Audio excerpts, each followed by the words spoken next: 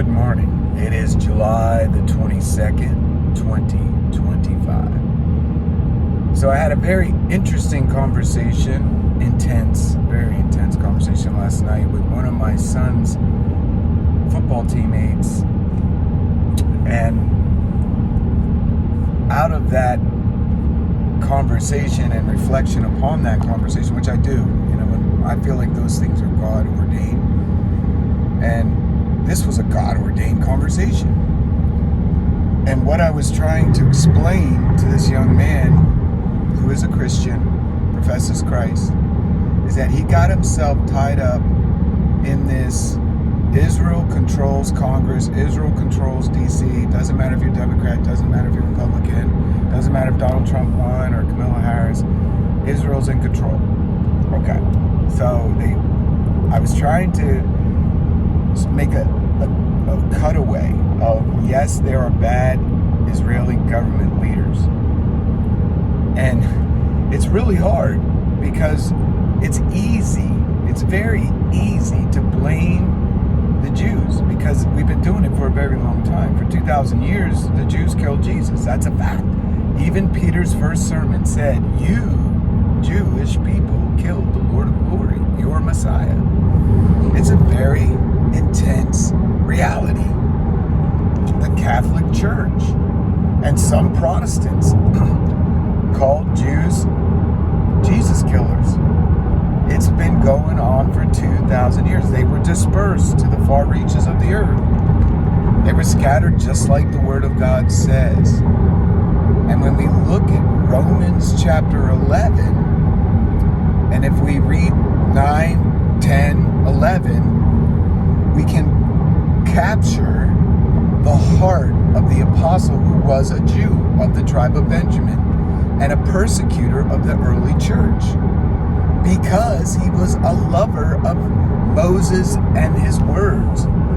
But the Torah and the law and the prophets was butchered by the Jewish rabbinical leaders because they didn't understand the time when Jesus was there, that their Messiah had to suffer, their Messiah had to die on a cross. Just like the Passover lamb had to die, he had to die.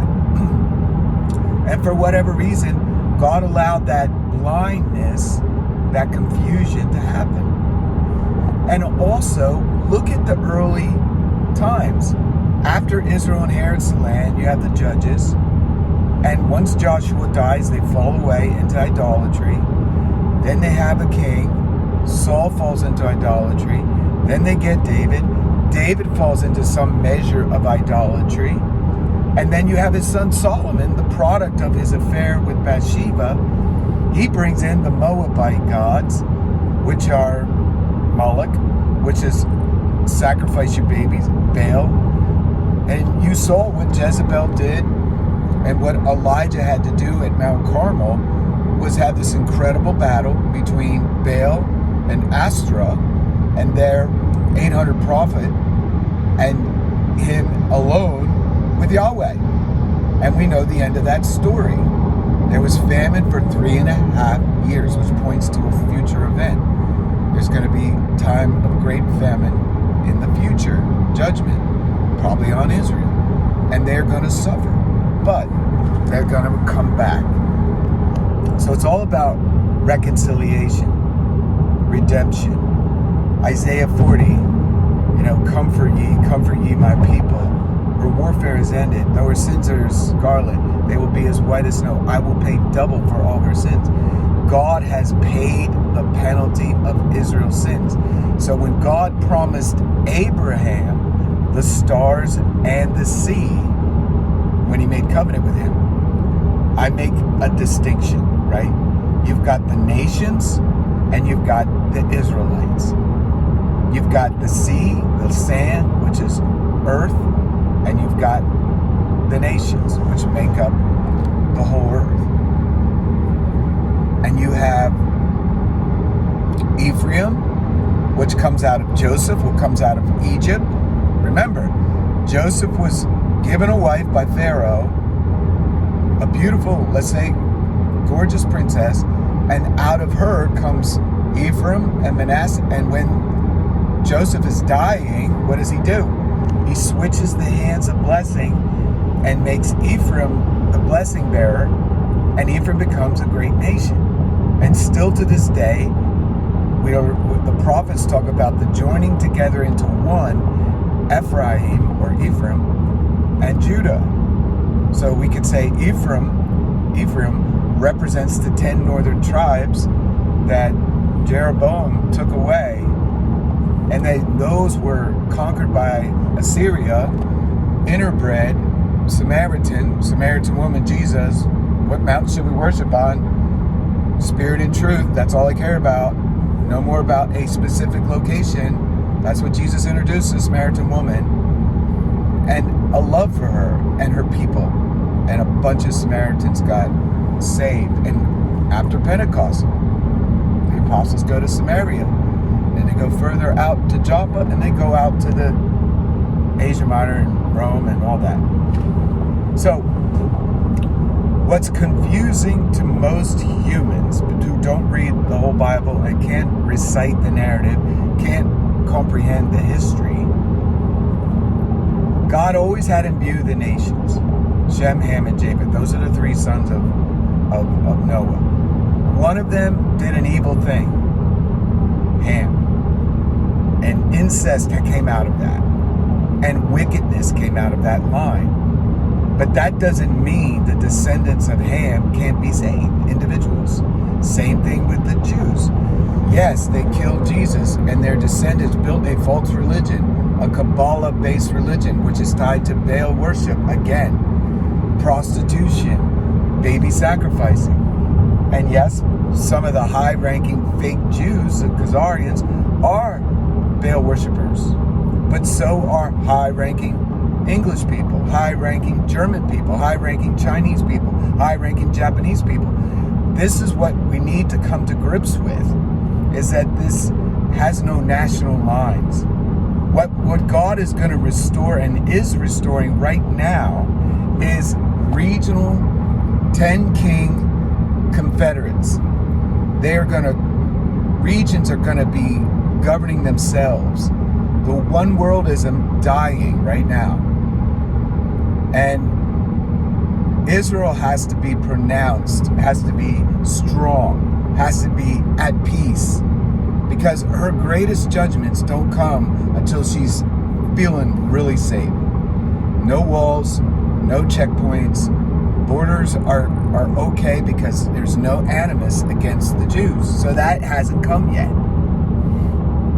Romans chapter 11 lays out God's plan to restore Israel, and he calls it a mystery. And what I'm trying to articulate right now is the mystery, to just give you the edges and the principles on which to allow yourself to discuss the topic of Israel, which is a burdensome stone. Israel will always be a burdensome stone to the nations, because everybody wants to know where you at on Israel. And this whole thing with the Palestinian was cooked up, Arafat, way back.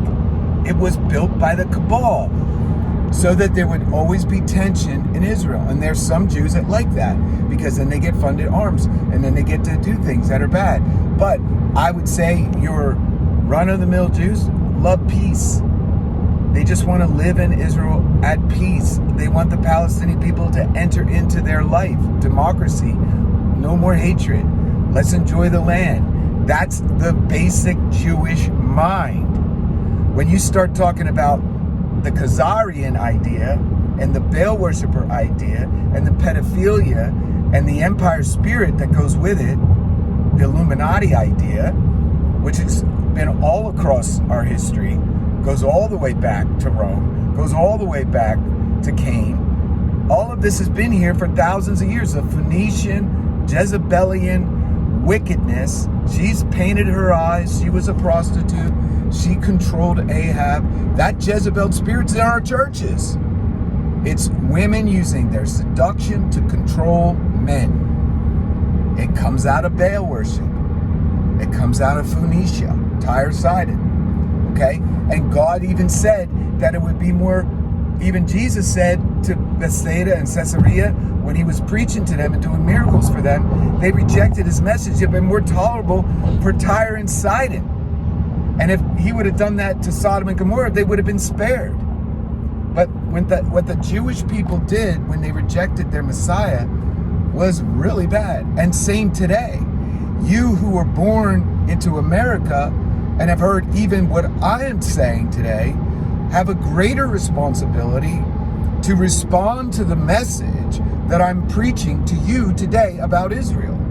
That you cannot get lost in this hate Israel mindset when God has a plan to restore it. And here's the reality of Romans chapter 11. We are the wild olive branches, and let's say we're part of the northern kingdom. Let's say somewhere back in our history, we have some Jewish blood because God dispersed them everywhere. The Indians in America could have Jewish blood in them because they were dispersed. They come from somewhere. We were to go out, subdue the earth, and to multiply and to have children. That's been going on for thousands of years, since the Ark, since it's rested down in Turkey, Ararat, right? Humans have been migrating to the ends of the earth, and they say it was different, but it doesn't matter. Bottom line is we're to take the gospel to the ends of the earth because humans went to the ends of the earth. And the gospel's what? It's about the kingdom of Jesus Christ, which is going to take over the whole earth at some point in the future. What does globalism want to do? Even though I don't believe in a globe, that's what they call it. You think about it. Globalism is a lie because the globe is a lie, but so is the idea. The Antichrist system is to take over the whole earth, blur all lines, no national distinction. And what I was saying to this young man is people are coming back to their national identity, and that's a good thing.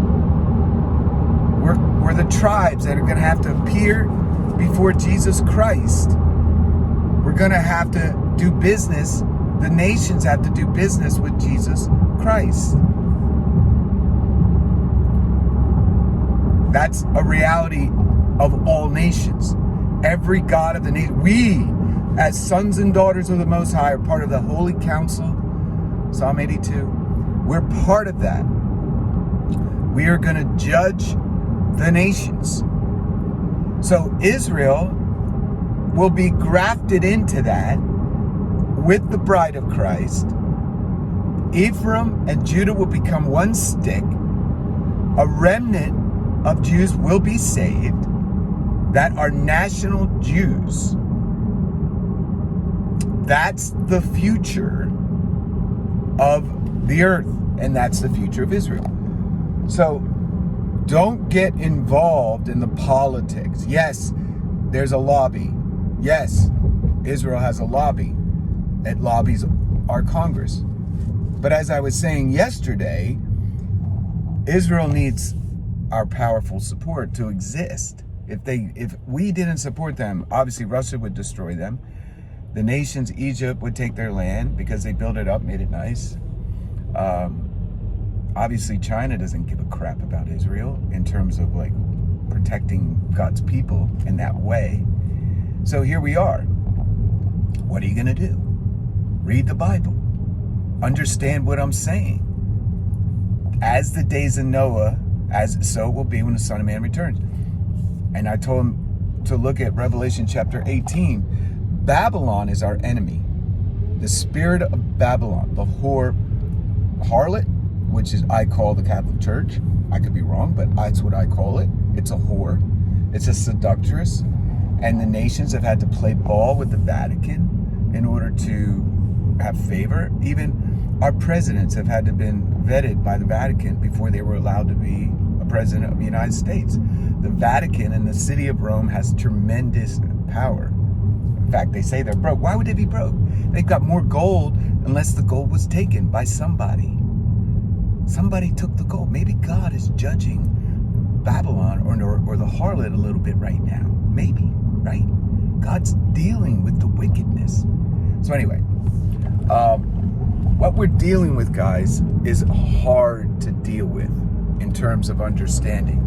But what's our number one responsibility? is to preach the gospel to the nations. Spread it to the nations. To the Jew, which is what the apostles did. And what did Paul struggle with? Every time he'd go into an Asian Minor, there was synagogues all over. He would want to go to his brethren, but he was really called to go to the Gentiles and preach the gospel. So remember, what is our fundamental responsibility? Shalom.